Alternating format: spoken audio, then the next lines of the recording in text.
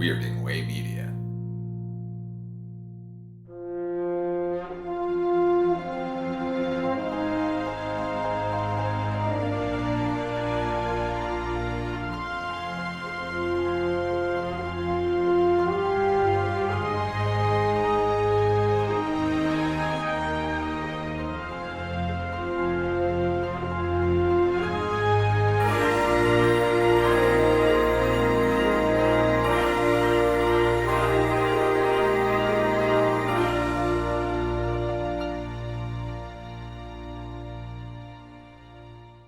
Hello and welcome back to the Filmumentaries podcast. I'm Jamie Benning, host, chief jabberer, and the man who keeps this thing going. And every couple of weeks I have a conversation with one of the behind-the-scenes artists whose work you've probably been admiring for years without ever knowing their name.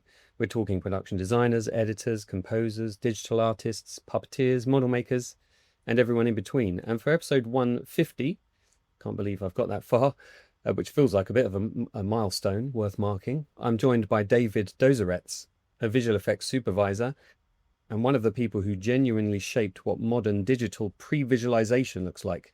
David spent the early 90s in ILM at the art department, where he was known, in his own words, as the computer nerd in the art department and the art nerd in the computer department, before going on to do the first major pre-vis work on Mission Impossible, contributions to the Star Wars Special Edition, and ultimately the entire pod race sequence, for instance, in The Phantom Menace. He went on to found his own company and has done pre-vis supervision and second unit direction work on films like Titan AE, Behind Enemy Lines, Mission Impossible 3, J.J. Abrams' Star Trek reboot, and Journey to the Center of the Earth 3D, among many others.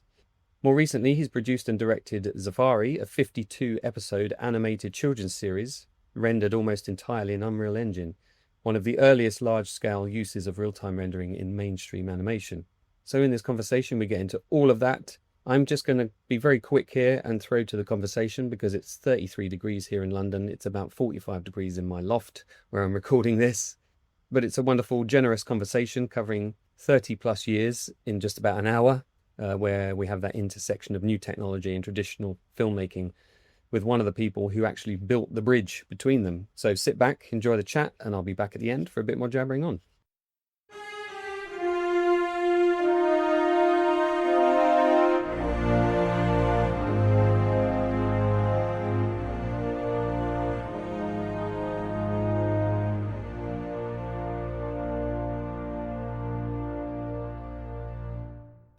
David, thanks for joining me. You've done so much in your career, but let's go all the way back.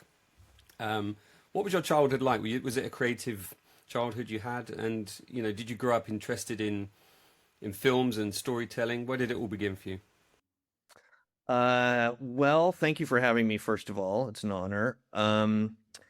My childhood was, I mean, it's I hate to say it, it's the cliche of I saw Star Wars as a kid. In fact, I have told people occasionally that I grew up in Phoenix and it was hot in the summer. It was hot the whole time, but it was especially hot in the summer. So movies were fantastic to go to because they were air conditioned.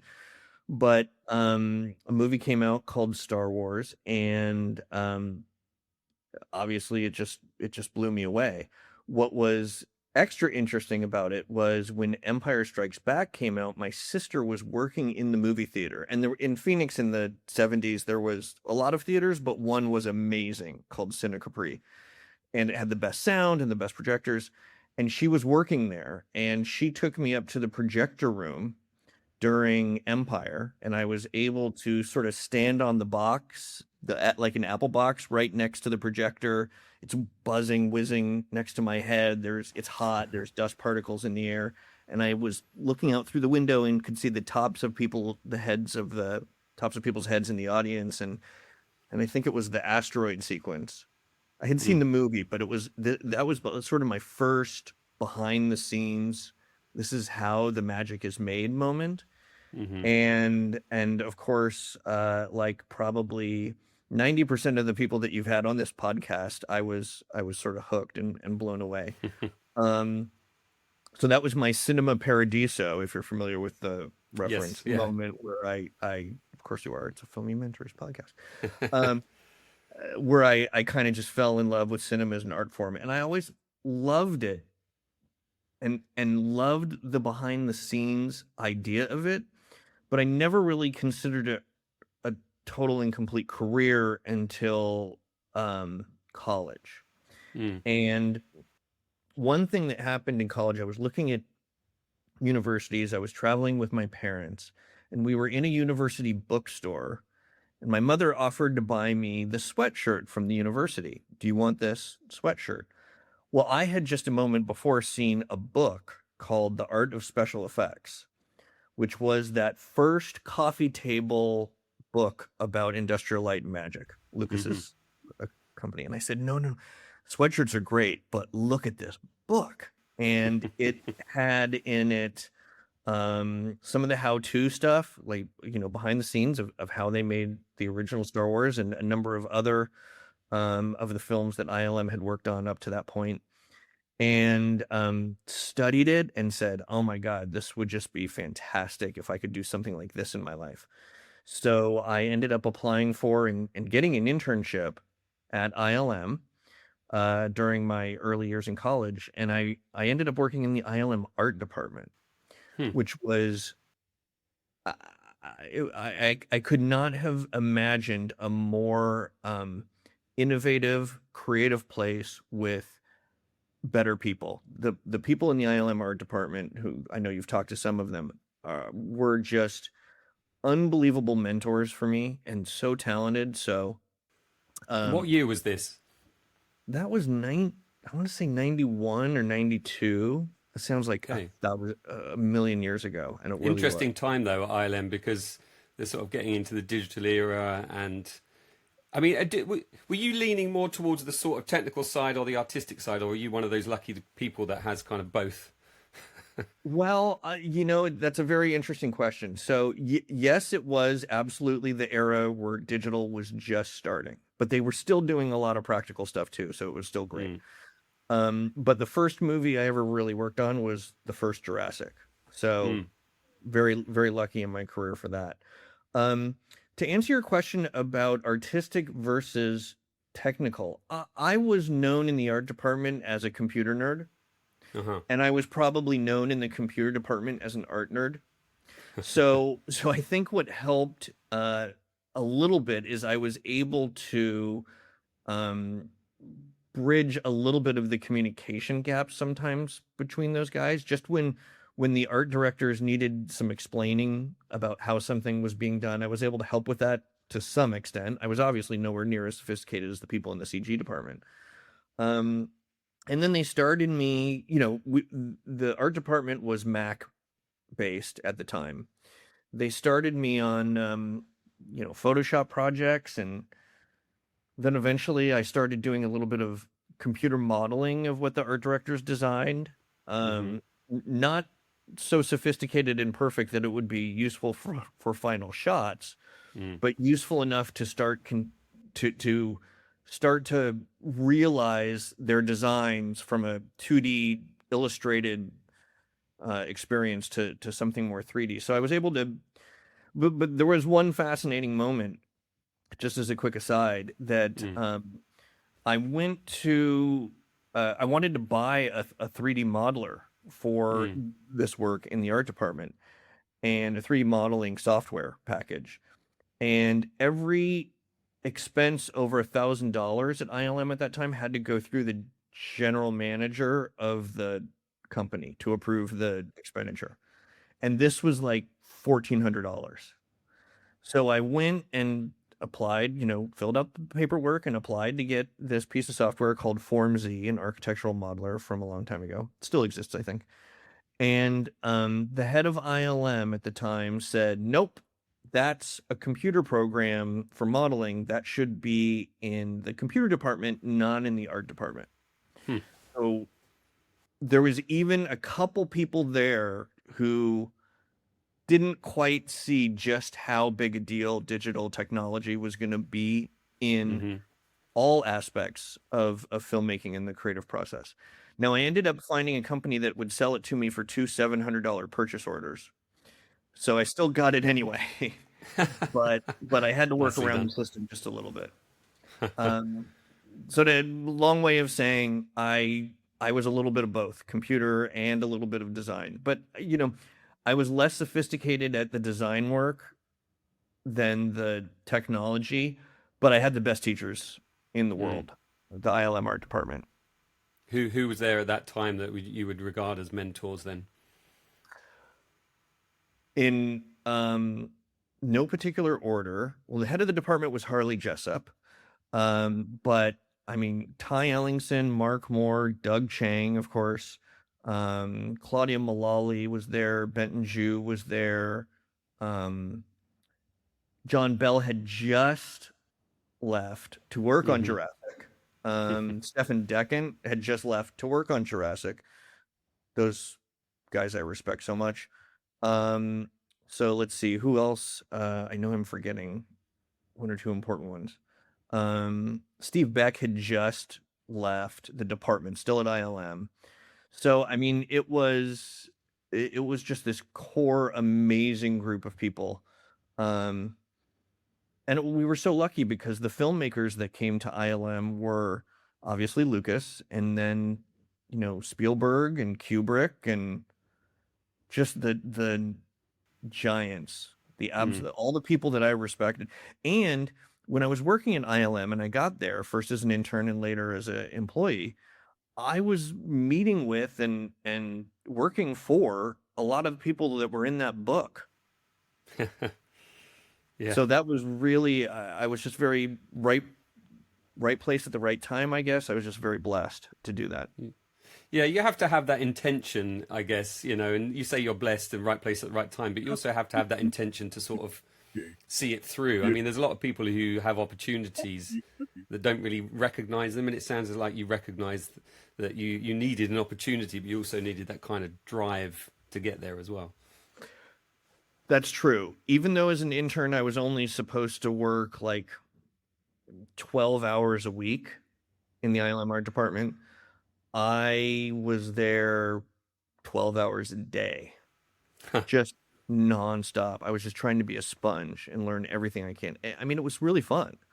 Mm, Um, Even though we were still mounting artwork on foam core at that point. So I was using the photo spray that's basically glue in the air that I inhaled, even though I was inhaling that every second. And my fingers were constantly full of marker and glue. And it was probably not the healthiest thing in the world, but I just couldn't get enough of it.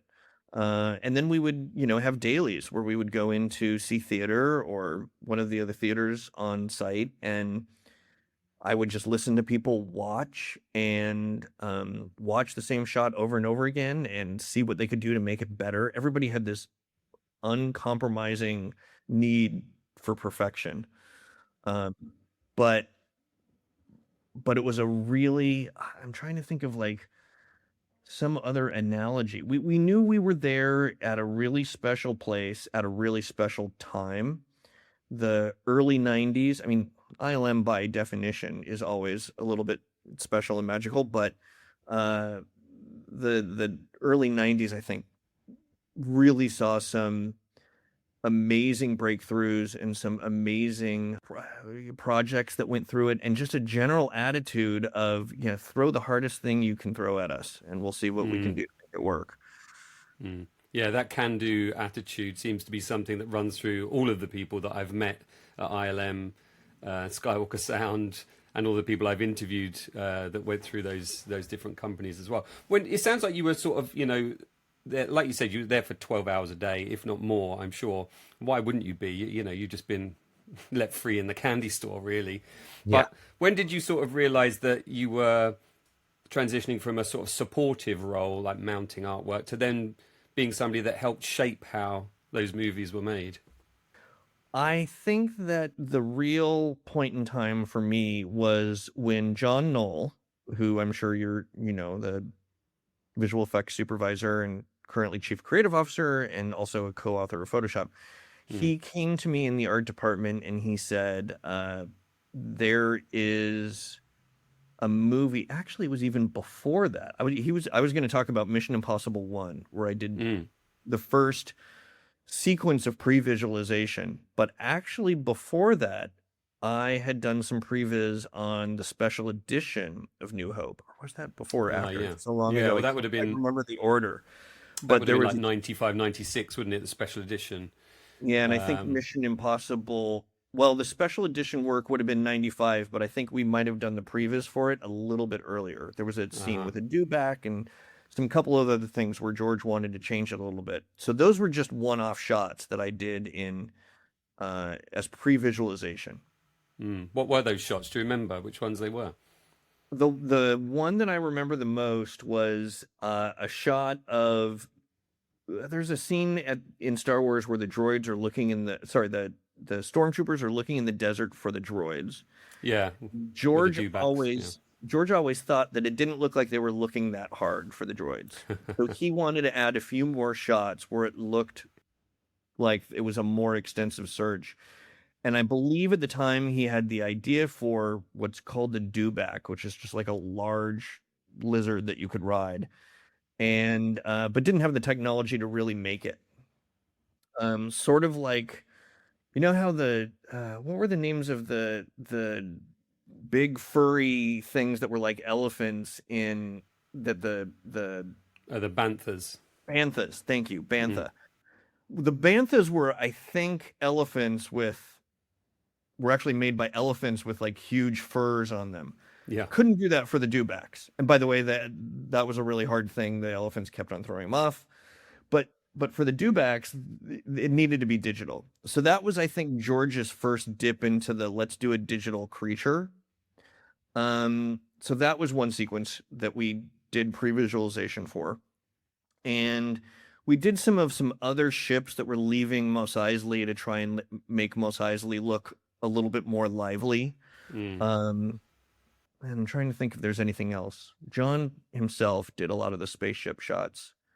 Um, it might have just been that. I'll have Mm. to see if I can remember other ones. But in the case of Mission Impossible, John Knoll came to me in the ILM art department and said, "We want to pre-visualize this entire sequence Mm. of a train pulling a helicopter through the English Channel with Tom Cruise's character on top of the bullet train." Yeah, right. Yeah. So that was the first time when I went to, I believe the head of the art department at that point was Mark Moore and Doug were sort of co-heads, and said, "Hey, I got to get off support for a little bit because John asked me to do this. Is that okay?" And they were very supportive of it. So I worked just on pre-visualizing that sequence, and it Mm. was, by today's standards, just an absolute mess. It was slow, it was clunky, but And using what software? that was using a piece of software called Electric Image, which was one of the few 3D applications that existed on the Mac at that time. Um, One of the reasons that I was able to do this work in the art department and not look like I was trying to pull work from the computer graphics department was by working on Macs with Mac software rather than working on Silicon Graphics machines with Sure. Alias or Softimage software. That was the purview of the computer graphics department. So they didn't feel threatened, which is good. It's interesting And where those lines are drawn, isn't it? yeah, it is. A little bit later, they were like, "Listen, the more that you can help us by figuring out dumb stuff ahead of time, the better we'll do." So the computer graphics department started to really, and I think this is industry wide, started to really embrace pre-visualization because our job is to, as opposed to them who will work on a shot for weeks or months, we should only work on a shot in pre-visualization for hours. Mm. And that's because if we're throwing stuff away, that's the process working. That's getting shots out of the film before you start spending big money on them. Hmm. So they were supportive of it completely. And John showed the sequence, rough as it was, to Tom Cruise, who showed it to Paramount, and I'm told that's one of the reasons the sequence got greenlit.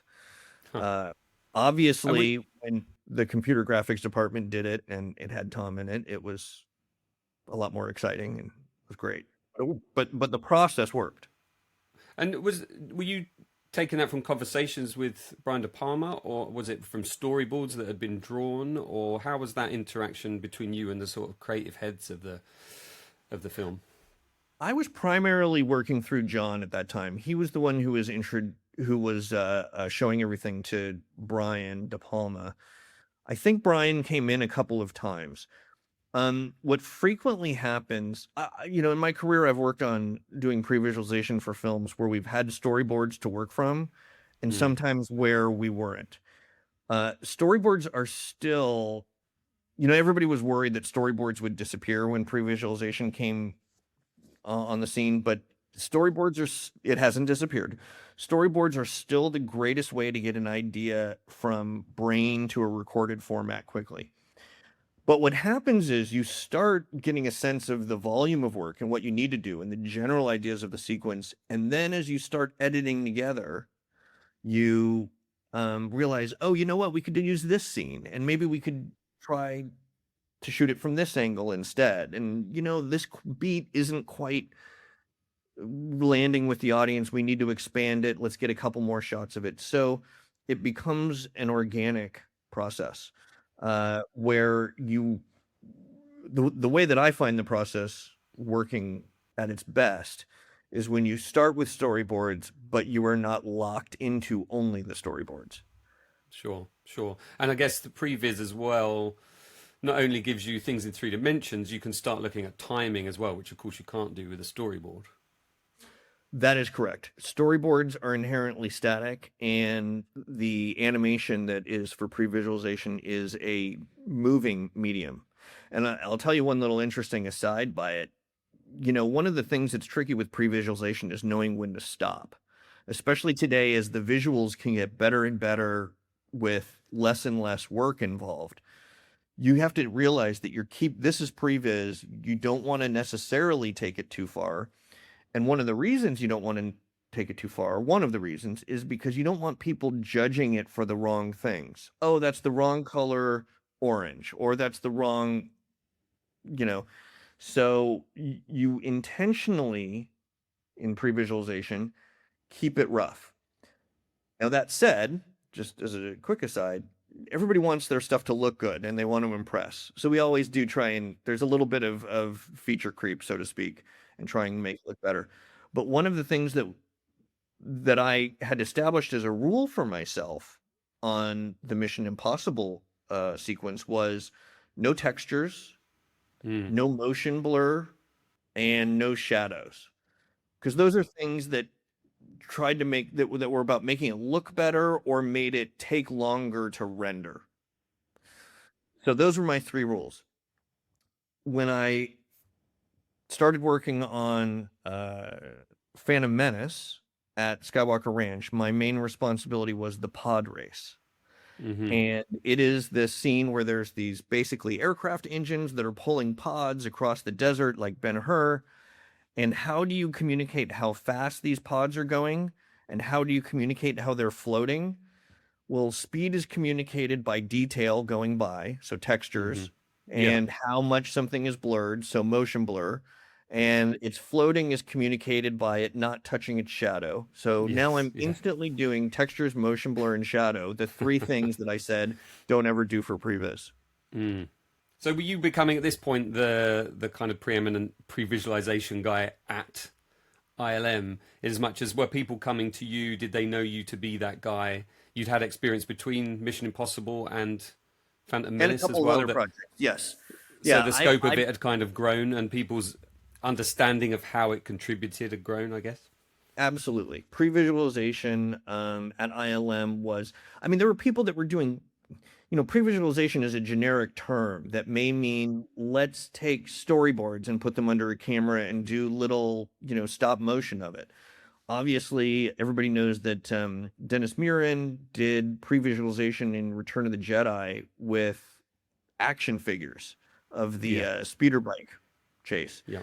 So pre-visualization is a general term, but as far as digital pre-visualization, I was sort of the guy, and I did it little bits here and there for lots and lots of projects.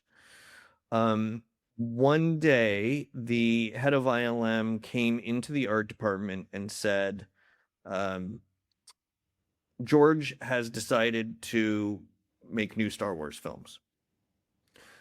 But it's not going to be an art department here at ILM. He's going to have his own art department up at Skywalker Ranch. You are all welcome to apply for a position there. You will not be penalized just because we heard you apply. Um, and and everybody in the room, we were all playing it real cool. We were like, no big deal. And I don't think anybody left before midnight that night because we were all working on our portfolios. And you may have heard that obviously Doug Chiang was the first concept artist to be hired, and he brought with him Terrell Whitlack, this amazing character designer, animals specifically. She studied biology in addition to illustration. And that was it for like 9 months. And I looked around, and all of these people in the ILM art department had these amazing portfolios. George Hull and Scott Liebrecht had come in, and their stuff was phenomenal. Mark Ty had done all the stuff for George already on a bunch of projects. Everybody had these amazing, amazing portfolios, and I had a videotape because my work was all video of some sort. So it was it took a while, but George was explaining to Doug Chiang and the producer Rick McCallum about this idea he had for the pod race, that Ben-Hur chariot race kind of thing. And I think Doug showed my work to Rick, and Rick showed it to George, and they said, this is what we need in order to figure out how to do the pod race in Phantom Menace. We need animatics. We need pre-visualization. Storyboards are great, but they won't go all the way, especially because it's just such a dynamic sequence. So that's what I was really hired for first, was to go up to Skywalker Ranch and work in the main house in the art department and start doing shots for the pod race. So I guess one could say I did the first shot in the Star Wars prequels. It was a really fun experience at one time, and I worked on that specific sequence. I worked on the entire film, and it started with just me, but it became a department of like a dozen people at some later. But I worked on Phantom Menace for probably 4 years. And even was a co-supervisor on some final visual effects shots at the end too. But did pre-visualization for a lot of sequences in it. And the pod race itself, we actually had the pod race in the final movie is about 9.5 minutes long. At one point, we had a 25-minute version of it. There is a slightly longer cut somewhere, isn't there? I think I've seen a slightly longer cut of the pod race. Maybe it's on the DVD.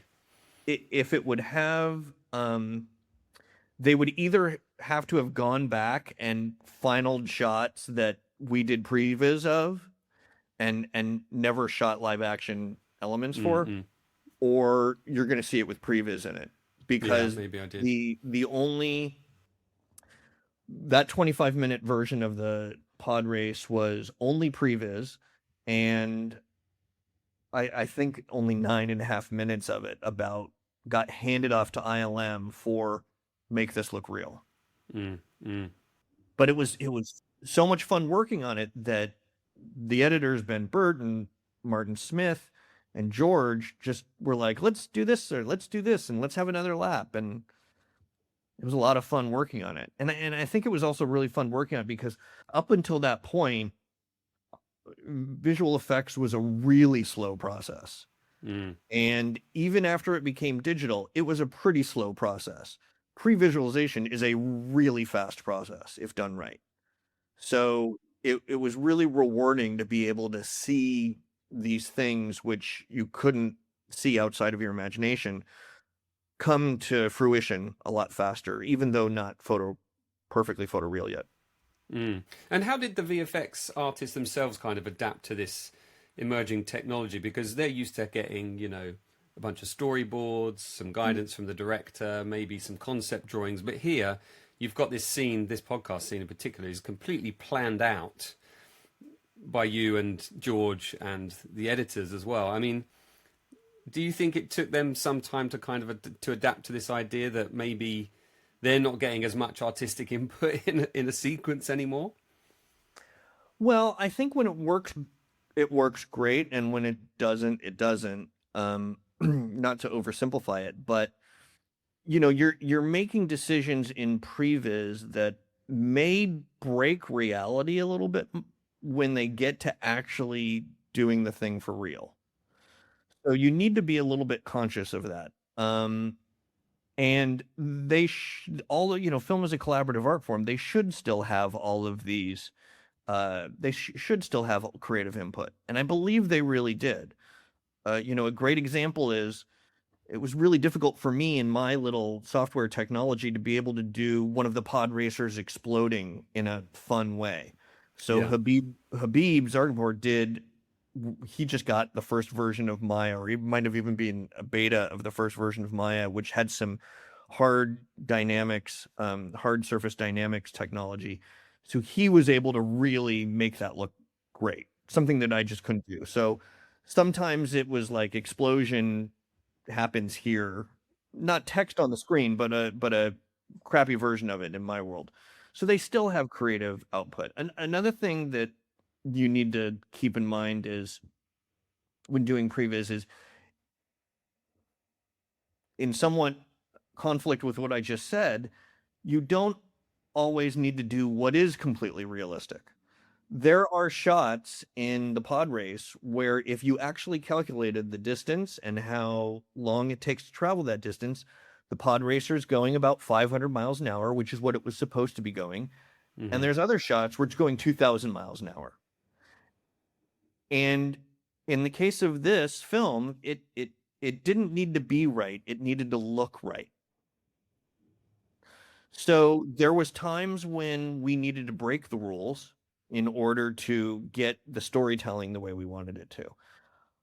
I think that overall, the people doing the final visual effects work appreciate previs because we allow them, we're not trying to take away their skill or their contributions, but what I'd like to do is allow them to focus on the specific things they need to focus on. I don't want anybody working on a shot that is going to get cut out of the film. So that's where the value is. Yeah.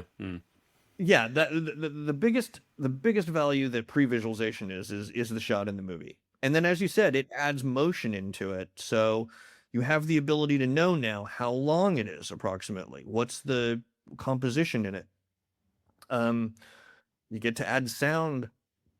You get to add music ahead of the time so that it's got the energy that you want it to have. So pre-visualization became like the guerrilla version of the movie before you went to set. I bet that was something that George actually enjoyed and relished in a way, because that's a sort of, it's a very simple kind of hands-on filmmaking. Him being an editor, really, by trade, by training, he's an editor very much. And you talk about things having to look right, not necessarily correct. And you've got X-wings skidding around corners in the first movie. Everybody then went and copied that. But what were some of George's reactions to the work you were able to do and the speed in which you were able to do it? I think you nailed it. He loved the process. It was I don't think it's any secret that George is really good at creating worlds and really good in post-production, editing, sound, visual effects. He can do the live action stuff, the principal photography, but I don't think it's his favorite part of it. So he really loved being able to build the film and see his vision start to come alive when we were doing pre-visualization.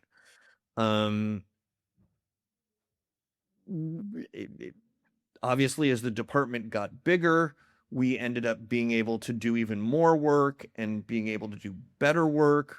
There was a couple of times on Phantom Menace where we actually started doing some motion capture for previs. So was it beautiful work, no, but it started to really give him a lot more of the tools that he was wanting. The Avid and all non-linear digital editing systems kind of came out of something that he created called the Edit Droid. Yeah. And that was being able to take shots without having to cut film and do it really non-linearly. The next version of the Edit Droid was the Avid, and now he was able to cut out a piece of the frame and move it someplace else in the frame. And then we were able to do Pre-vis, where we were able to very quickly bring up shots that didn't even exist in any other format. Then we started doing some fun stuff for him on, as I mentioned, when I supervised some of the final visual effects for Phantom Menace under John Knoll. We took some live action photography, some shots, and made shots out of it that were never filmed.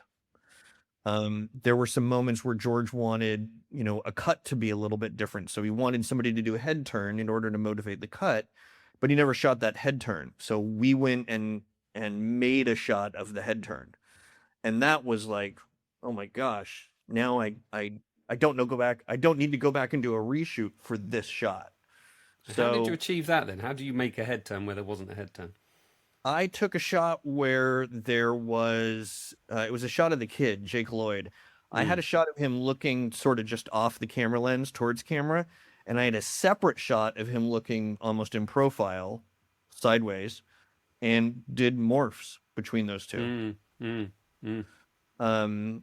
had to get the eye flick right to see. Is that when he sat at the table with Jar Jar? Yeah. And yeah. Okay. So I don't know that it was perfect, but he was thrilled to be able to get a shot there that and the editor Martin Smith was also really helpful in that. He helped me find all the pieces for it.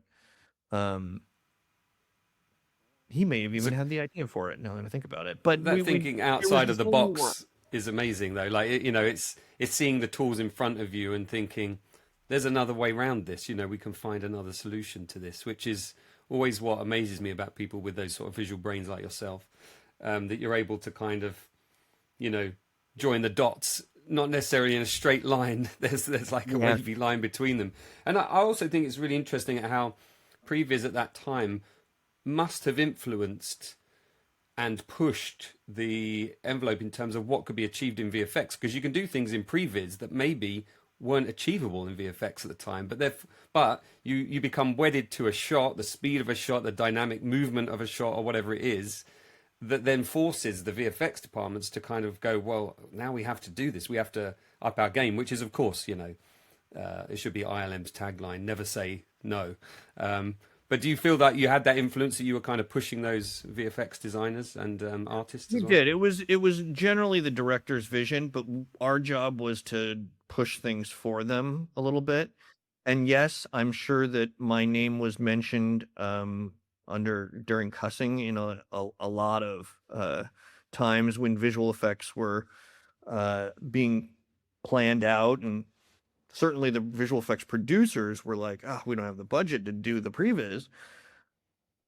But also then occasionally, in addition to pushing them to do work that was just at the moment beyond their reach, sometimes, I believe that constraints in filmmaking are a good thing too.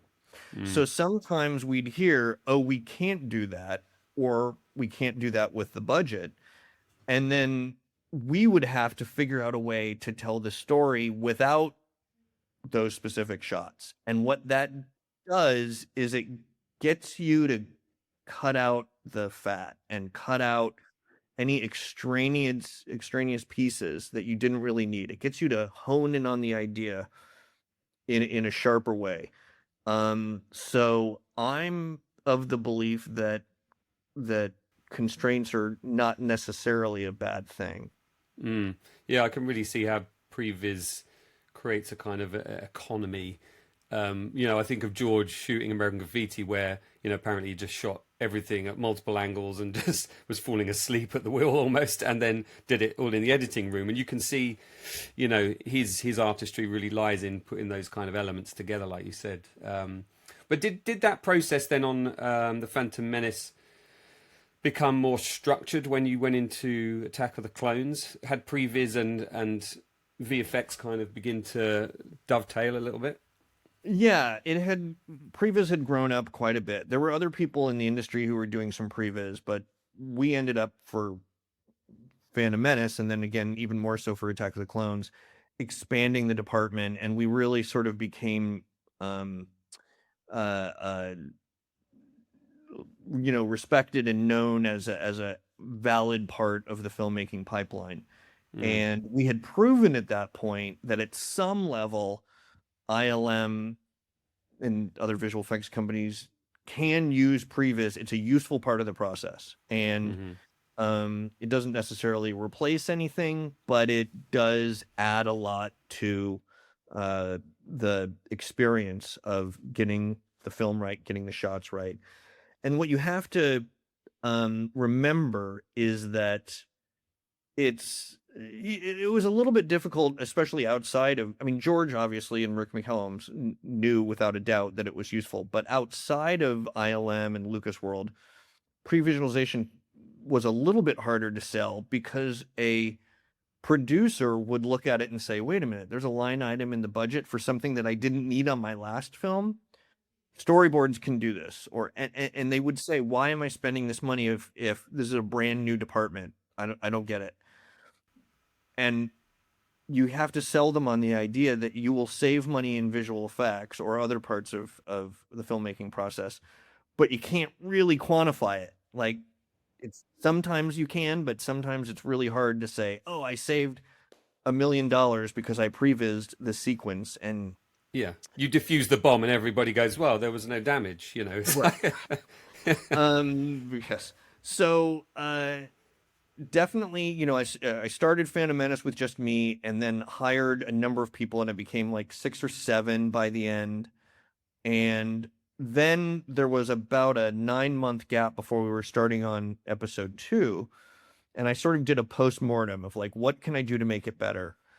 And for one thing, talking to ILM, we switched from doing our work in this Mac-based electric image to Maya on, at that time, PCs.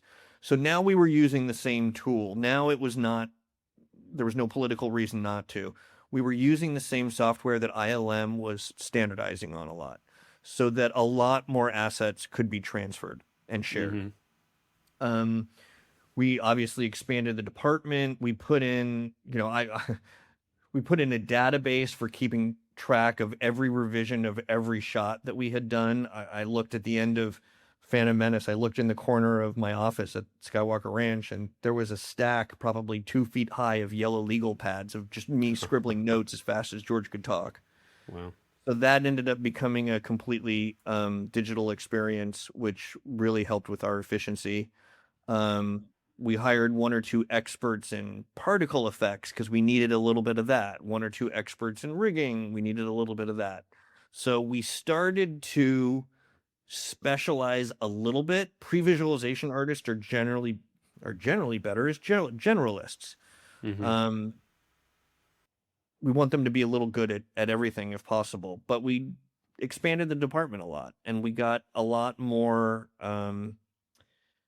resources and a lot more, I don't want to say respect from the rest of the visual effects community, because they already respected us. We just became, welcomed, and you're part of the pipeline now.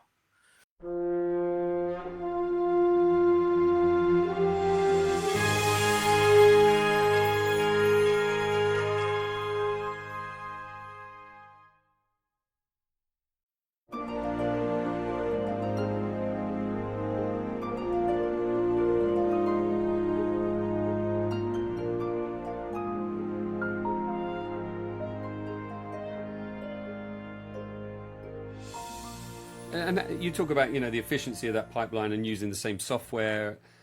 How do you then kind of ramp back what you have to do? I mean, there must have been a temptation to make things more textured and have more particles and make a shot look more finished, but given that the tools were there. Was that purely based on time constraints, or did you really find yourself having to kind of rein yourself in on some of that? It's this constant internal battle that a creative person has with wanting to spend more time on something to make it look better and better and better. But yeah, you basically had, these artists had me saying, "Where's the shot?" because I had George saying, "Where's the shot?" to me. So, we needed to produce things quickly, but we needed them to be as good as possible. I think the solution was working late. Yeah, I can imagine. Well, famously, it was in Attack of the Clones, wasn't it, where the droid factory sequence was quite late on. Didn't that evolve and change quite late on? So how do you Yeah, keep up yeah. with, how do you Well, that keep a was an sort of interesting one. clarity when things are changing so quickly? That was an interesting sequence. The droid factory was meant to be this really chaotic sequence, with humans running around while these droids are being made and chaos Mm, ensues. mm, It was really, in George's mind, meant to be influenced by Buster Keaton and yeah. Charlie Chaplin stuff. Hmm. So really wacky stuff would happen in it. We were very busy when he originally conceived it. So he had storyboards done of that sequence. We were still really busy on other things. And I didn't quite have the ability for some reason to ramp up with more in order to do previs for that. So they were already doing reshoots in England, and they built a little bit of the droid structure, the factory structure, and they had a conveyor belt and they shot it in front of a blue screen before we Mm, had done any previs. mm. So then George actually came into the previs department and said, "David, I shot this. Can we make it work?" So we did what we call post visualization, which is using the same technology as the previs, the really low cost, quick computer graphics. But we were doing some rough match moves to get it to match what the camera did on set. And we were replacing the blue. So we were doing comps with live action footage. And here's a little bit of roto, and here's some garbage mats. So we did post visualization of that sequence. Um, And I remember very specifically one day the art department manager, Faye David, and I needed to look at something, how the shots were working together in the edit before we were going to present it to George, just to make sure the latest versions of all the shots were there and the cuts were as good as they could be so that the presentation to George would go well. And I had to all the avids were busy except for the one in his sunroom right off of his office in the main house. So I was able to go and sit down at George's avid with Faye, the art department manager, and you can ask her this, she'll tell you the story's true. but George popped in and said, "Oh, show me a little bit of what you're working on." And I showed him a couple of the shots that the team had done post visualization on. And he's like, "Honestly, I was a little worried about that one. That looks like it's going to work." And he leaves the room, and I look at Faye, and Faye looks at me, and we both smile. And I'm like, "Where is the making of Star Wars documentary crew when you need them?" So A that key was a moment, yeah. very rewarding moment that we were Yeah. able to help with that. Yeah, yeah, that's very cool. I don't think Because, I've ever told that story publicly before. George is not the most demonstrative person. I mean, that is as good as it gets from George, isn't it? That kind of, okay, you've achieved something here that I didn't expect, because his expectations are very high. He's already imagined all of this in his head to such a I great mean, extent that, it I depends. always feel that anything he's produced, that anything that is produced for him visually is always a slight disappointment in a way, because he's up to a certain point of, in the film history of filmmaking. I've seen I'll some of push back those. on that a little. I'll push back on that a little. Yeah, go on. He sometimes would, what I was about to say was that it depends on where how you're presenting it. Right, If yeah. you're presenting it in a theater with all of everybody there, and Mm, there's 200 people in the theater that work for George, you'll get one level of feedback. if you're presenting it and it's just you and him, or you and the editor and him, he'll tell you when something doesn't work, and he'll tell you when something's great, and it surprises him. Mm. But I actually even thought to edit that myself and say, it's been a while since I've worked with him, but I have seen him say, wow, that turned out even better than I thought, and do that Nice. publicly. Hmm. So what's fascinating about George is he knows how hard something can be technically. He doesn't quite understand how to fix it, how to make it work. He doesn't need to, but he can see that it's really, really tricky. So I've had a great experience with him where he was very complimentary of things. Mm. Once in a Yeah. while, too complimentary, where you're like, I know this is merd, but I'll make it better. And he's like, nope, that works. Hmm. Interesting. Yeah, because I always think of that clip of like Rob Coleman sitting there animating Yoda, and he's taken that sequence from The Empire Strikes Back, I think, and he's trying to kind of reproduce it digitally. And George is like, come on, you know, you must be able to do better than this kind of thing. And I always felt like there was always that push. I mean, maybe in the digital era, George was able to sort of realize that the ceiling was always beyond where he could imagine. But I think in the physical filmmaking period, you know, when there were guys moving models around and building sets and making alien masks, you know, a lot of those interviews you hear from back in the day, there is that sort of level of disappointment that, you know, Jabba's palace was a reaction to not being able to do the cantina scene properly at the time. And, you know, having digital backgrounds was a savior in his mind because he didn't have to go to Tunisia and have the set blown over and the worst weather in 50 years and all of those things. But maybe you're right. I think, well, I mean, Twice, you by would, the you way. would, It happened again on the prequels. yeah, that's true, isn't it? I mean, you obviously you've had these conversations with George. It's interesting to have that sort of recalibration in my head with regards to how he I think feels about stuff like that. I think that it depends on what picture is in George's head when he envisions it. Mm, yeah. Um, because again, film is a collaborative art form, so all of these artists that touch a shot add something to it. And I do believe that sometimes it ends up better than he imagines it. But in the case of, Yoda, Rob obviously did nail Yoda, but in the He did. case of some Yoda stuff in the prequels, there was one or two times when I think that, yeah, we could have pushed things a little bit better. Mm, Um, certainly. So, George is always looking at things from the eye of the film goer. And we sometimes forget that because we get into our little, workflow and our little rut of, geez, I know that this thing over here has to be better and better and better. And George will be like, nope, the audience isn't going to see that. You've only got 2 seconds. Let's worry about what the audience sees. mm, So, or what the audience will register, really. mm. Um, That's like an film, editor's understanding of sleight of hand, isn't it? In a way that, you know, that very shot much only so. needs to be this length to convey this message. Yeah. Very much so. Yeah.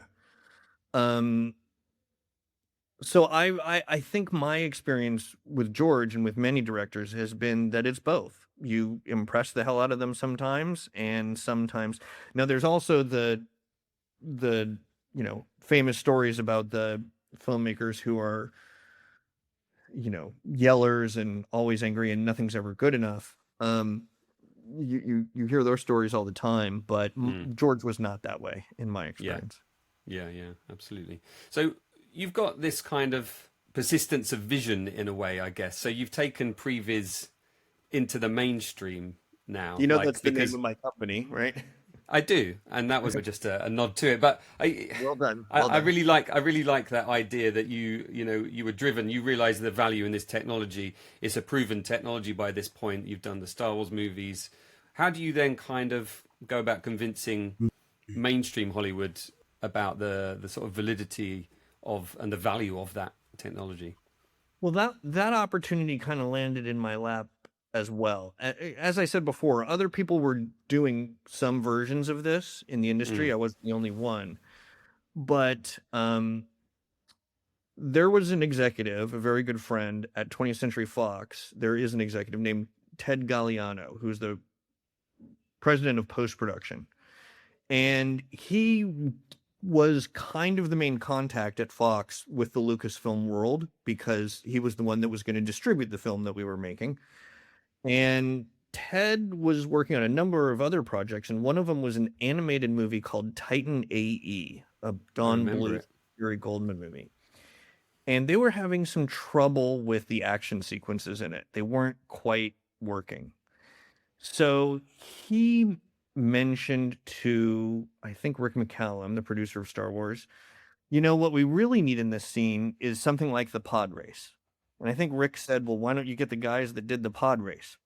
So we got hired by Ted and 20th Century Fox to go and do 3 sequences for the movie Titan AE.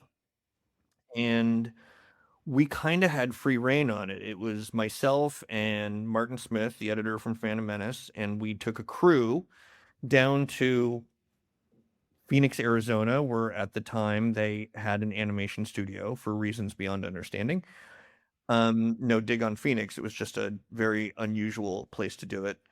And we did 3 sequences completely. It still had to be within the context of the film and use those characters and use those assets.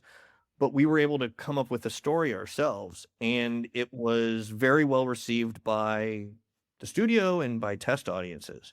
So that's when pre-visualization, in my experience, became something that was done outside of Lucasland. Then they had another film called Behind Enemy Lines with a movie where a scene where a fighter plane gets shot down. Owen Wilson was Pre-visualization on all of that. So then it started, okay, Pre-vis was starting, more people were doing it, and it started to become something that that the industry really wanted to use as much as possible. And were there directors that were still pushing back on this, or were there others that kind of accepted it with open arms? There were a few directors that were pushing back on it. There were a few there were a few other department heads that were pushing back on it. I can think of one cinematographer specifically who very vocally said everything to do with Pre-vis is shit. Because he felt threatened, presumably. Because partially, I think he felt threatened, but also partially because he didn't like how it looked. And I think what's important to realize, or maybe that he didn't quite understand, was we were not making Pre-vis for the viewer in the theater. We were making Pre-vis for the director so that he could see what he is going to like and is not going to like, for the set designer so they know how much to build, for the producer or the studio executive so they know what sequence to budget for.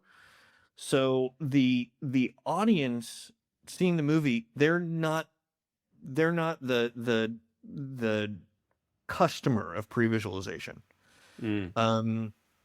And I think that's something that sort of got lost.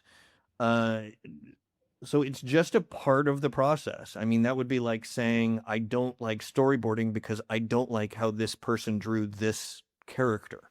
Yeah, so it's a cultural sort of switch that needs to be flipped here, a change in the culture of how movies were made to how they are going to be made. Yeah, right. And a few people and studio executives told this cinematographer, you can dislike it all you want, but it's not going away. We're going to do more of it. So it just needed to be understood for what it was, which was a useful tool. Other directors really accepted it, especially if it was, usually Pre-vis was for visual effects, heavy sequences or very complicated sequences, or anytime you needed to know, here's how much we need to build of a set or something. But generally, other directors really respond well to pre-visualization. And when I've done it in my own projects, I love it because, as I said, you just want to know, is the sequence working? Is this shot in the movie? And by the way, just because you pre-vis something doesn't mean you need to stick to it. So what I like, it's kind of like doing coverage when you're shooting live action. Wide shot, medium shot, close-ups. Let's get it in the can so that we know when we get back to the editing room, we have the pieces we need in order to make a sequence that works. Pre-visualization can be the same thing. And then you can, once you've got the shot you like, or even before, move the camera and shoot it from a different angle. But you now walk into that situation knowing what you need in order to make the sequence work. So generally all filmmakers in all the departments respond well to pre-visualization, just as long as they know that this is supposed to be a tool that helps inform their work, not replace their work. And presumably there We was a even time had as well where, sorry, go on. we even had pre-visualization inform the costumes designers' work at certain points. Yeah, well, this is what I was going to say. Like, surely there was a point where it went beyond just visual effects shots, but also influenced composition of, a conversational shot or, like you say, a costume or set design. I mean, the lines begin to blur a bit, I guess. They do. It's less prevalent, and as a reason, it's less helpful and therefore less prevalent to do pre-visualization for just people sitting at a table talking. It's fairly easy to know how to shoot that relatively. Sure. Certainly there's some times when you want to do other stuff with it, but generally it's fairly straightforward. But is there not a temptation for some? Sorry to interrupt, but is there not a temptation for some directors to try and have the movie completed in pre-vis because the technology allows them to do that? Because the tools have got to a stage now where you don't need to be necessarily, a technical person to be able to do that. Yeah, it doesn't happen that much because pre-visualization is never going to give you the creative. You don't get that on-set magic as much. Sure. And, if you're paying Tom Cruise millions of dollars to be in front of the camera, do that. So pre-visualization, and you just don't necessarily have the budget of it. We could pre-vis the entire movie. That's been done once or twice, but just how helpful is it? Again, remember it as the tool. You could do it, but it's not. It's not as useful for two people sitting at a table talking as it is for complicated sequences like action sequences or visual effects sequences.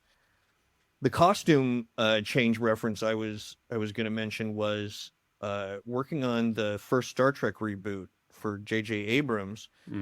There is a scene where the characters are basically skydiving from a ship all the way down to the planet Vulcan, or they stop at a platform on the way down to the planet Vulcan. And the original idea was that their costumes would look like the cool 60s and 70s NASA costumes that were orange. And that orange just screamed NASA from that time, right? So that was the original imagery for the costumes. We started doing the previs and instantly realized that unlike Earth, which is generally white and blue and green, this planet Vulcan is orange and red. So you can't read the orange suited character against the orange suited planet, or orange colored planet that well. And so the costume changed. That was one example of it. And that was a great thing. Like, we found that out earlier. We should have thought about it, but we found it out earlier. And I think that helped with the costume department, really helped with that. Michael really appreciated that. I bet JJ as well was somebody who embraced the pre-visual technology, wasn't he? JJ definitely embraced pre-visualization technology. I started doing previs for him, or the first time he did previs was Mission Impossible 3. So my company, Persistence Vision, was hired to do all the previs for that. There was actually somebody else who did one sequence, Laurent Bozereau, who did a great job. But we did the previs for Mission Impossible 3, and that was great because we were able to. We did it for a couple scenes. There was helicopters flying through a windmill farm.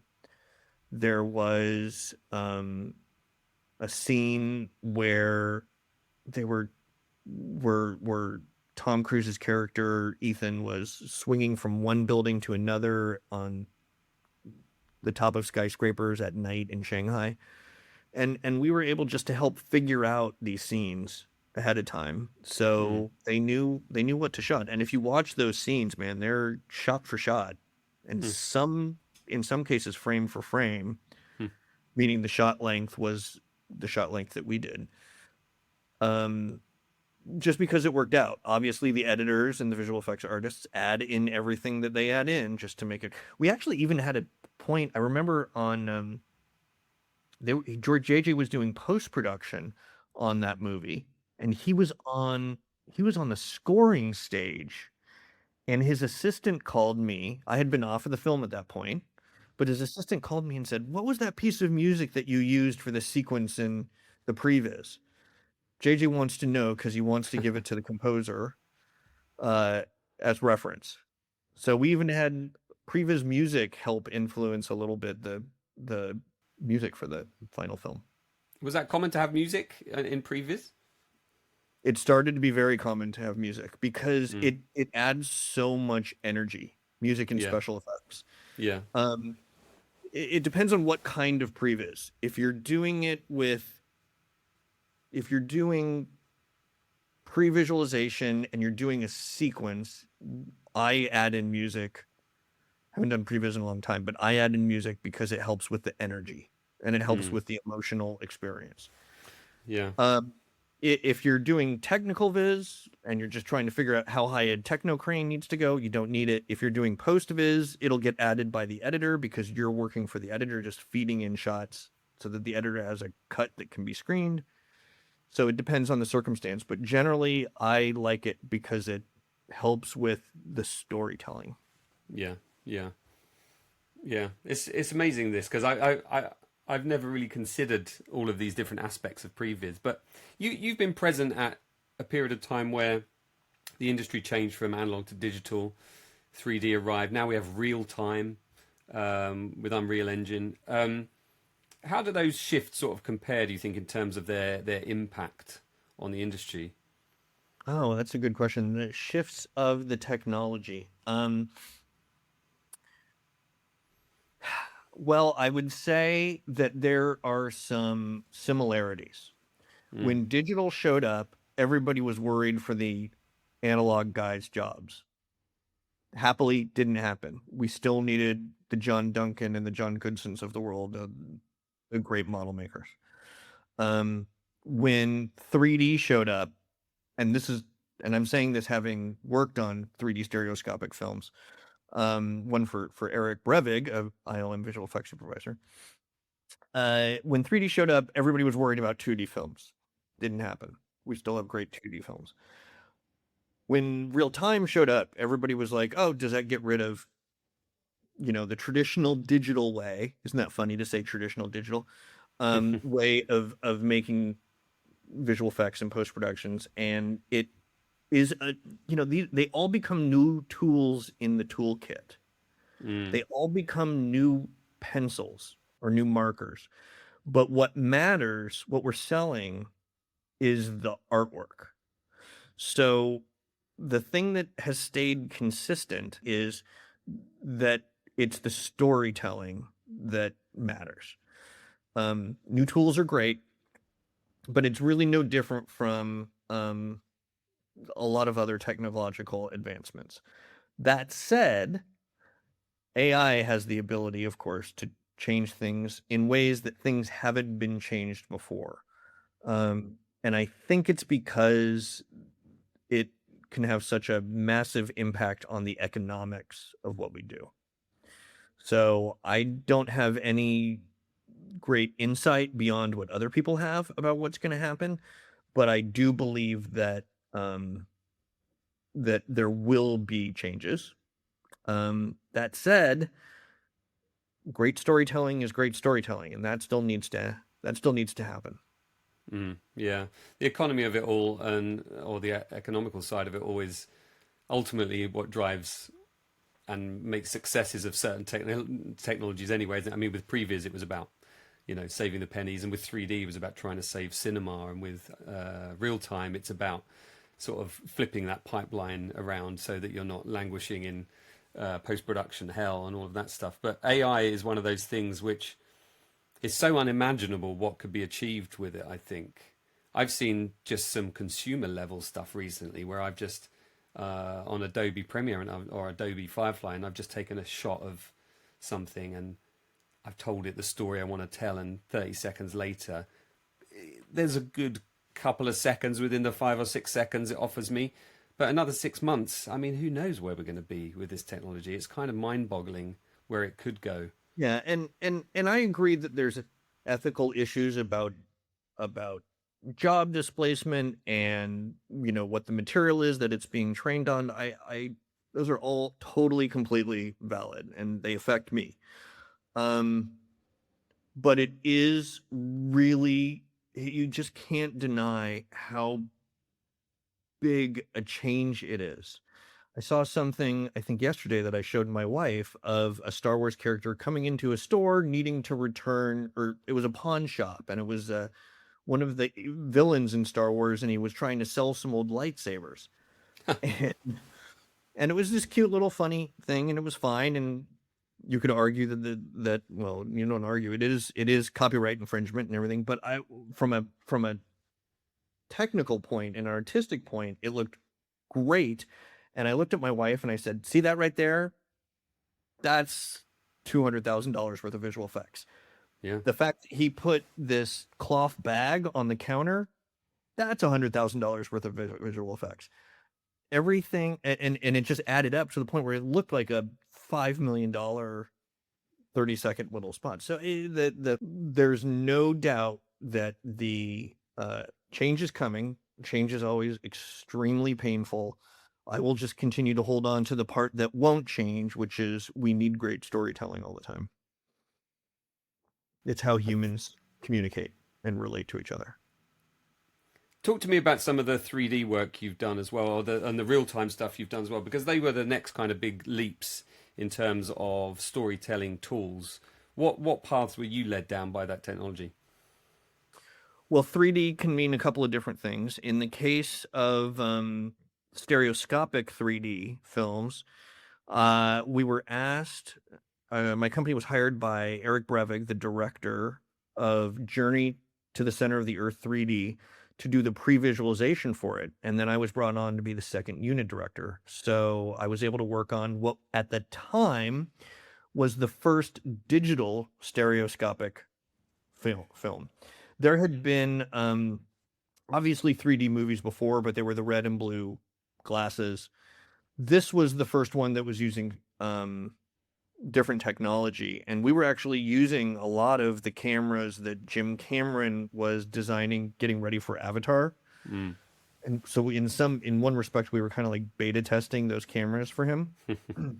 So that was really great because I was able to work on a stereoscopic film, and that's a whole new set of rules and tools that you need to use.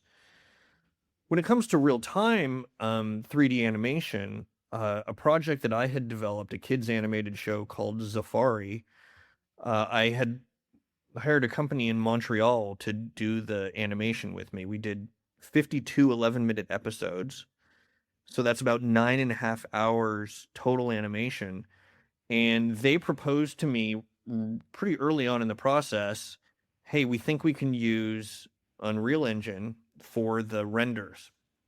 And, for a decade, everybody had been talking about trying to use game technology in final visual effects, or more likely pre-visualization, because it didn't need to look perfect. And it never really materialized because it is hard in a lot of respects, and you need to do a lot of planning ahead of time, and sometimes you don't have the ability to spend a month before you can start showing people shots. But in the case of Safari, they came to me and they said, we think that we want to try using Unreal Engine to do the rendering. And it was another kismet, right place at the right time thing, because I had in my show no humans, no fur, no, not really sophisticated particle effects. So there was no cloth. So there weren't these things that game engines were not really able to do super well at the time. So I said, I'm going to ask you to do a test. Here's the 10 things that I need the renderer to be able to do. It needs to be able to do global illumination and some ray tracing and all these other things, some form of it. And it needs to look like this. And they did the test, and I was sold. And we believe that we saved maybe 30% on the entire production budget because we used Unreal to render every shot in the 9.5 hour animation. Our joke was that if somebody and it was able to render on a single video card, right? So our joke was that we were able to render shots on somebody's computer when they got up and went to the bathroom. And actually, depending what they were doing, we could even potentially render the whole episode. So we weren't quite real time. We were generally about 3 seconds per frame, not 24 frames a second, but it was still just such a big jump that it mattered a lot. And that 3 seconds was mostly because of disk IO. It was trying to read and write from the disk that was the bottleneck. We actually did do a version of a real-time episode too. So we have it needs a decent video card, but we've got an executable file that you double click and you watch this episode of Safari, but you're able to move the camera around and watch it from any angle. And that's kind of an interesting thing. Yeah. Is it the right thing to do for the future of storytelling? I don't necessarily think so, because the job of the director is to say, look here right now. But it certainly was an interesting experiment to be able to have a rendered in real-time episode of TV. Yeah. So I've always been very lucky in my career that I've been able to be at the intersection of new technology and filmmaking. And that's really because I was the ILM art nerd and computer nerd at the same time, that's really where I've been most comfortable. Certainly the 30 years of digital filmmaking that I've been involved with has been really fun to experience and to have a hand in. But I'm just so lucky that I got to start off on such a great foot. Yeah, definitely. I was just going to say, in terms of the AI stuff, maybe we can do another little insert here. It feels like with the AI tools at the moment that they don't quite have the sort of language of cinema baked in yet. Yes, I can say, tilt down and push in and all of those things, but it doesn't seem to translate those into exactly what you ask for yet. I'm wondering if the next big leap in terms of AI in filmmaking is the ability to have that kind of cinema language kind of hard baked into the system so that you can ask for specific things and you can make iterative changes simply, because at the moment it takes a very long time to make these things right. From what I hear, I've spoken to a few people that have made AI shorts and they're experimenting, they're hopping between different AI models and different companies' models ultimately. Where do you see it in terms of where the key is to the AI filmmaking idea? Well, I think what you said is completely correct. My experience with AI tools is that you are currently, and this will change within the next 10 minutes because the technology is changing that fast, but you're currently not really able to control the AI in the right way. It makes some gorgeous looking stuff, but you're a little bit throwing darts at a board. And then with the shots that you have, this is the way it is right now. And this is one of the reasons why it looks a little bit more for advertising than it does for traditional narrative storytelling. Not necessarily that those are exclusive, but you're kind of left with, here's the shots I can get. Let me see if I can build something out of it. And that's a valid way to work, but it's not really controllable. So that's one thing that I do believe a lot of people working on and is going to be one of the next frontiers of AI filmmaking, is the ability to truly control how the camera works and being able to iterate and have only the thing that you've asked for to be changed Yes. actually be the thing that changed. Yeah.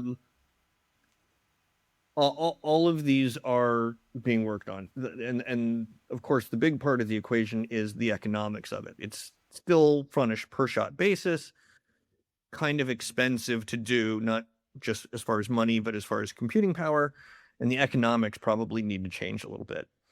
What I'm I'm expecting, quite frankly, massive change in this. Will it be for the best is what is on the tip of everybody's mind. I don't know. The one thing that AI can't do, in my experience, yet, or hopefully ever, is judgment and taste. And I do think that people's viewing habits were changing anyway, even before AI, because of streaming. So, and the pressure on the theaters and the consolidation that's happening in the studio system. There's so many changes that are happening at once, but I think that a lot of stuff was changing anyway, and AI is just a big piece of the puzzle, but another piece of the puzzle.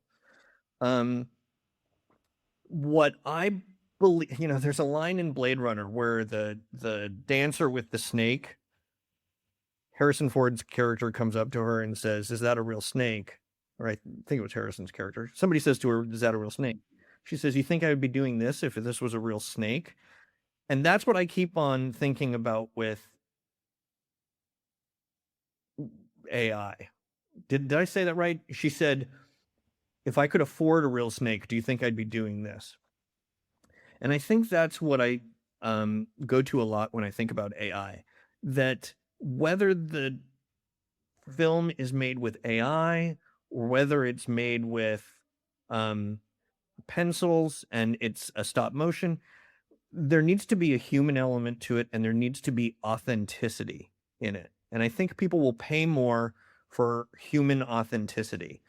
So, I don't know if seeing AI actors is gonna it'll be great for some things, and it won't be great for other things. But I think that we'll pay a premium for human authenticity. That's what I'm holding on to. I have the same view. I won't leave this bit in the podcast, but I have the same view. I was saying to a friend the other day, it's like, when supermarkets made all the bakeries shut down, yes, you can get bread at the supermarket. It's okay. It does the job. But really, you want to go to somebody who's making a really good loaf, who's passionate about it, Yeah. who's put the right ingredients in there. You reminded me of something. I remember being at the Jurassic Park wrap party for the visual effects. It was like at one of the piers on San Francisco's peninsula. And I remember I had not had very many conversations with Dennis Muren at that point because I was just an intern. But I remember asking Dennis, "Gee, now that we can do digital dinosaurs, how do you know anything is real anymore?" And he said, "Well, how do you know that when you have a telephone conversation, you're really talking to the other person?" So at least at the time, his belief was we will still use all sorts of context clues and other ways of knowing if something is authentic or not. I don't know if that still applies, but I do know that we're going to be asking the question, is this real? Is this authentic? And hopefully that will guide us a little bit. It doesn't mean that you should never do a film with digital dinosaurs because you can't shoot it for real right now. But it does mean that you should not, run out and sell all your possessions because you're worried that a dinosaur is going to come down your street. You need to know that you're seeing a magic show a little bit. Yeah. So that's again another thing that I hold on to in this time. I was at NAB last week in Vegas. There's a company I How work was for it? called that is all right. It is what it is. I was there demonstrating for one of my clients because they make live production servers for sport and TV, and they've started to use AI tools, add AI tools into it. So one of the things it does is it turns a standard single phase camera into a super slow motion high frame rate camera by interpolating the frames. And then it adds de-blur as well, so it then really starts to look like a proper, multi-phase camera. The question that, of course, always comes up is, can this be used to say whether the ball was in or out in tennis, or whether the driver crossed the line and was on track limits on a Formula One? And I was having some quite interesting conversations, similar to what you just said, in a way that, do you really think a video camera, is showing you reality to begin with? Secondly, if Lewis Hamilton does cross the line of track limits, it's only interpolating the frames between him being off the track and being on the track. So there isn't really an additional frame beyond that. What if he went off the track, but the original photography didn't catch that? Yeah. Then you're interpolating between frames that aren't the extremes of motion, right? Yeah, but because it's based on frames that have to exist. It's only doing it so you can slow down the footage to a speed where there's a smoothness to it. So it's not going to hallucinate a frame beyond the extremities of where you want to begin with and end up with. If this is frame 1, yeah, and this is frame 2, it didn't move it. Yeah, right. Yeah. It's interpolating between this one and this one. Yeah. Yeah. So you might not have moved at all. Yeah. But I was also saying about like Hawkeye is a company that do that sort of digital representation of where a tennis ball is on the line. But we've been reliant on that technology for so many years. The problem being, of course, is in sport, those decisions, I mean, you can't even quantify how much value is put on a decision like that. Yeah, so it is an interesting argument, but it's just with everything at the moment, questioning reality every day. You see a clip and you go, that doesn't look quite right to me? Or you have the Artemis team going up, and immediately people going, well, that's clearly AI, and it's like, it's just kind of baffling at the moment. That what amazes me as well is, you talked about like that Star Wars short film, is you'll see comments saying this 5 minutes is better than the 12 hours they've made since the original trilogy, and you go, you think this is better filmmaking? Like, yes, it's shinier and glossier and maybe funnier because it's just this short little thing you can scroll by as you're doom scrolling, but is it really better filmmaking? Of course it's not. But that's what amazes me, is people just aren't as discerning as people like you and people like me and people in the industry that kind of scrutinize this stuff. People are just so willing to kind of accept things these days, which kind of I find really disturbing. It's true that audiences do dictate what gets made a lot, because film is an economic endeavor. But I have young people come up to me all the time and they say, what should I study if I want to go into filmmaking? Should I study this software or should I study this computer? And I generally respond with, study the art and history of cinema, because the technology will continue to change. And to refer back to an analogy I used already, you should study the drawing, not just the pencil. You still need to use the technology. You still need to know it. They're just tools, but you are not going to tell Hitchcock that his way of putting together a sequence was wrong and should be rejected. Eisenstein figured out a lot of new stuff in editing. Stagecoach figured out stage direction. In the 180 degree. There's certain rules of filmmaking based on how a viewer interprets what they see that I don't think will change significantly. So it doesn't mean that there isn't a place for avant-garde film that breaks those rules, but I always find it a better experience to break rules that rather than break them because you're ignorant of them. Yes, true. But I also think people are far more accepting of like stage directions that make no sense between a cut now, or like they're way more accepting of it, but I'm not. You're totally right. No. I see that thing all the time now where instead of putting a character on the rule of thirds line where he's got a lot more room in front of his head than behind him, now they've moved it to the other side, so it looks like his nose is being cut off. And Yeah. I assume that the idea behind that is, let's intentionally make the audience feel uncomfortable subtextually, but it doesn't quite work for me to do that stuff. I Mm. always love the traditional compositions.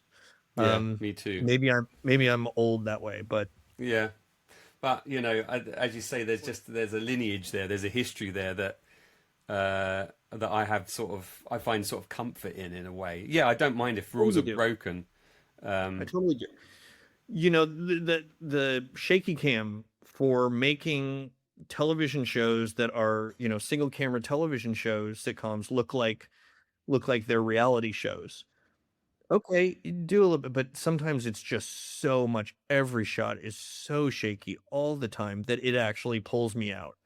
So, I think there's a time and a place for everything, and more tools is always better. But for me, it's traditional filmmaking is still something that talks to me the most. I mean, shaky cam is part of the tool set. It's part of the art. It's just that when it becomes about that, Yeah. Well, it's beyond pastiche is when it drives me crazy because The Office did that. They made it look like a documentary in, the British Office before the American show. And now if you do that, you're nodding to things like The Office, which was subverting that genre. It's we're coming sort of full circle again. It kind of, it doesn't sit right for me. Yeah, I feel like we could talk for a very long time, David. Yeah, well, I didn't study film production in college. I studied film theory and criticism, and I actually think that really served me well because even though I made short films, I had those classes. I used, Bolex and 8mm, 16mm. I did it and cut film. That technology was about to change. What didn't change that served me really well was understanding mise en scène Mm. and lighting and editing, because I remember very specifically one of my first meetings with George about the pod race. He was talking about what the environment looked like, these big rock formations out in the desert, and he said, and it should look a little bit like and he trailed off right there. He was trying to think of what he was talking about. And I said, John Ford movie? He said, yes, exactly. So I think at that moment, George went, oh, this is a, 21-year-old kid, but he knows a little bit about film history. And I think that helped a little bit in my working with him. But as I said before, the tools are great. They're going to change. And the cinema history and language is something that we need to keep focusing on.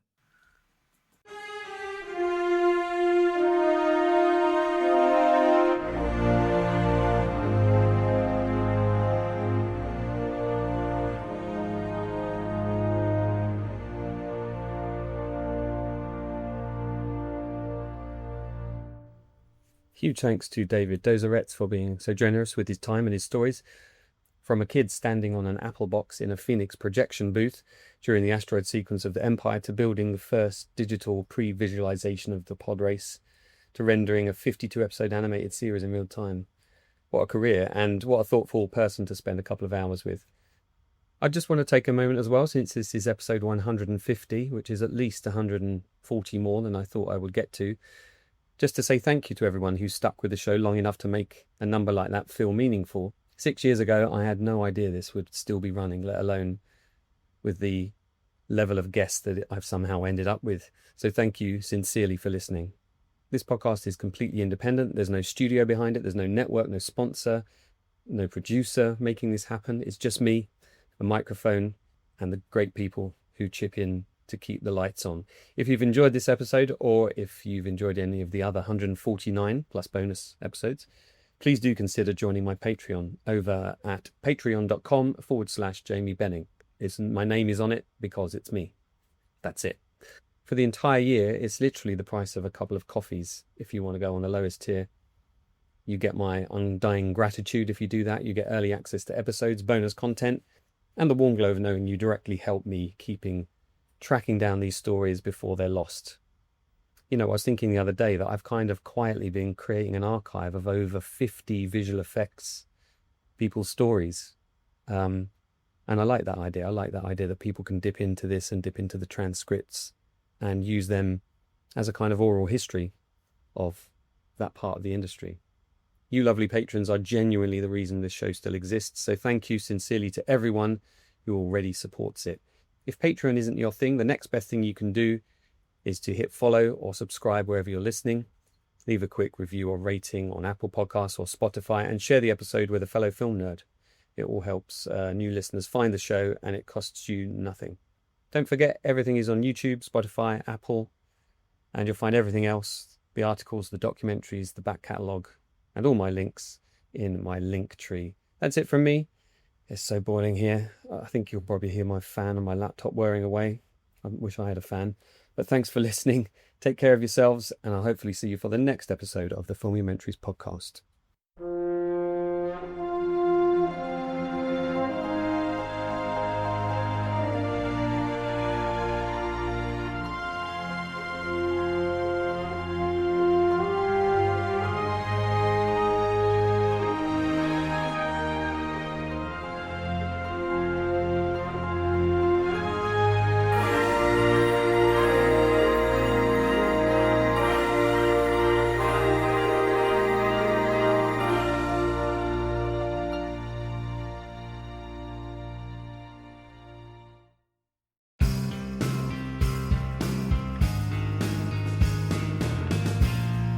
We are being